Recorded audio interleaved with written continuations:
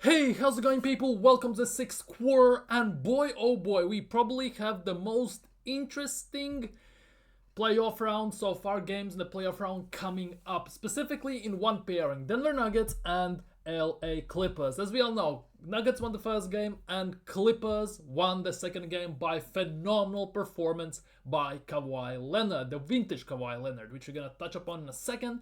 But the biggest question from that arises: are Nuggets in trouble? Genuinely, because this is the biggest worry currently for Denver Nuggets. Because the game is happening, the third game at LA is happening in few hours, right? And obviously, Nuggets have been all over the place.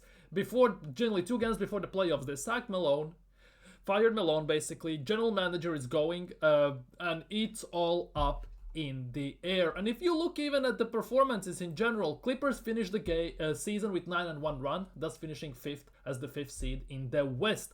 And overall, they are currently in the last 10 games specifically 9-1, which is quite fantastic. That one loss obviously was against Denver Nuggets, and we can topple that. We can go on top of that.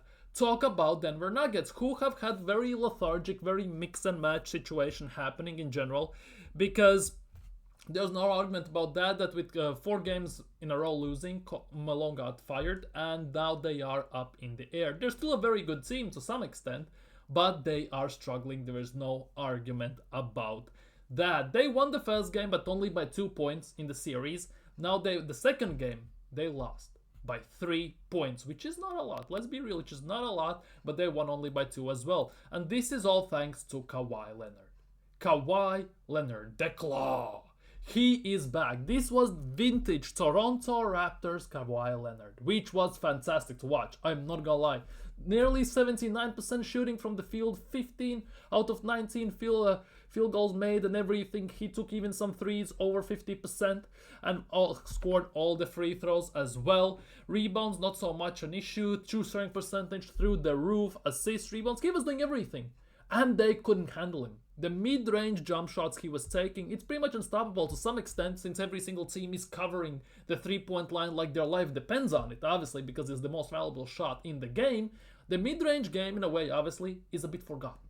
So he is using it. If you're a master of the mid-range game, you are in the money to some extent, because teams don't tend to pay that much attention to some extent in this regard. Same goes, for example, for Chris Paul, Kevin Garnett, players who could have shot from mid-range like no tomorrow. Even Kevin Durant, you can add to that.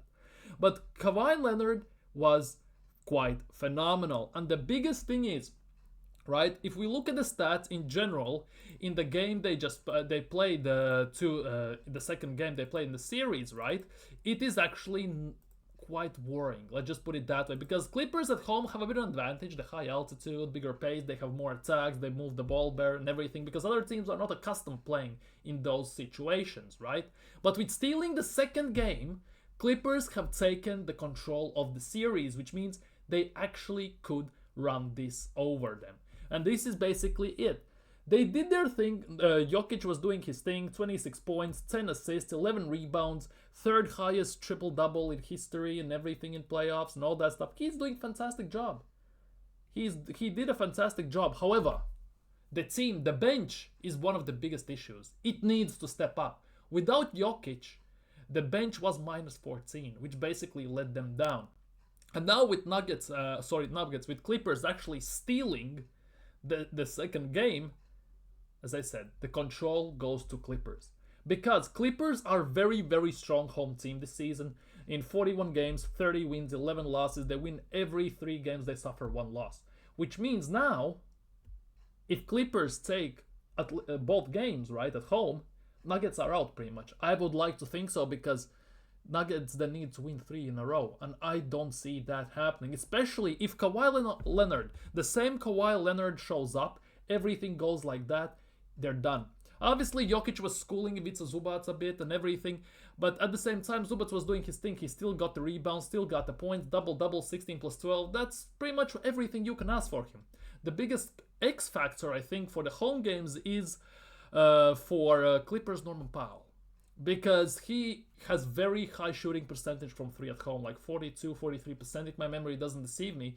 And if he can catch that fire, as I said, Clippers are very strong and confident home team, Nuggets could be in a big trouble. And it's very weird to look at this because the Nuggets few seasons ago won the NBA title. You think they would build on it, but no, they traded away one of the players. Karl Malone didn't want to be traded away, right? They traded him away.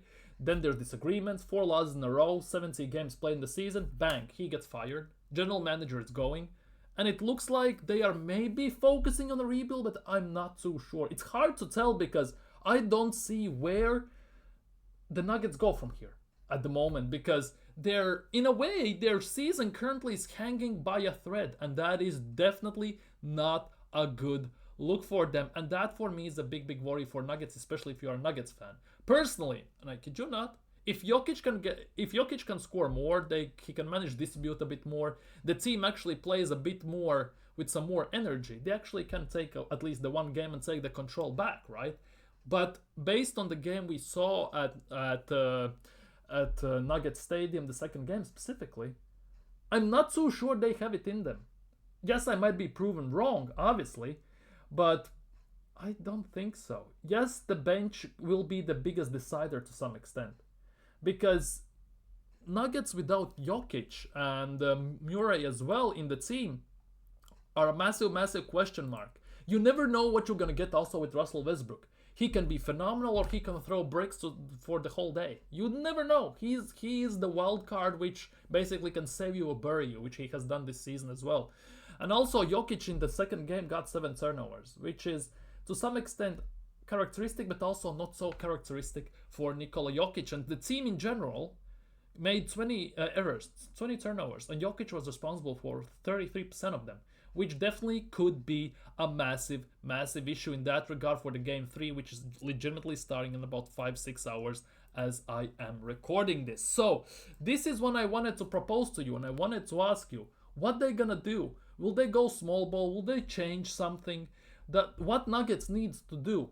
That for me is the biggest thing.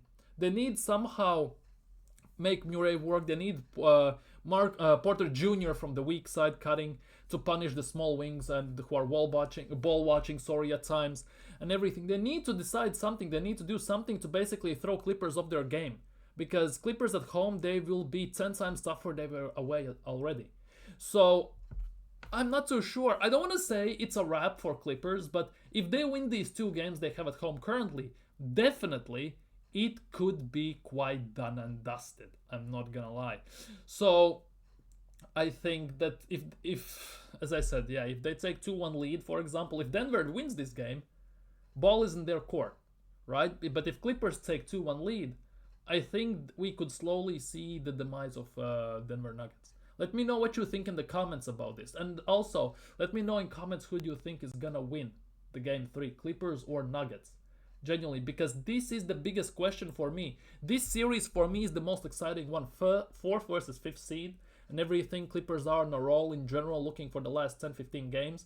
Nuggets are basically unbalanced, hit and miss, so time only will tell. But for now, I'm gonna go with Clippers. Obviously, the 3rd game can change everything. One thing happens and everything's done and dusted. Also, will be interesting to see how Harden fits into all of this, because Harden can also be sometimes an issue, let's just put it that way. Not as big of an issue as Russell Westbrook, obviously, but he also could be one that to some extent buries the team. We have seen that. There's no secret about that. So let me know what you think about in the comments. Let me know what you think, who's gonna win the game 3. See you all in the next video. Like, comment, subscribe, enjoy the game, and see you very soon. Peace.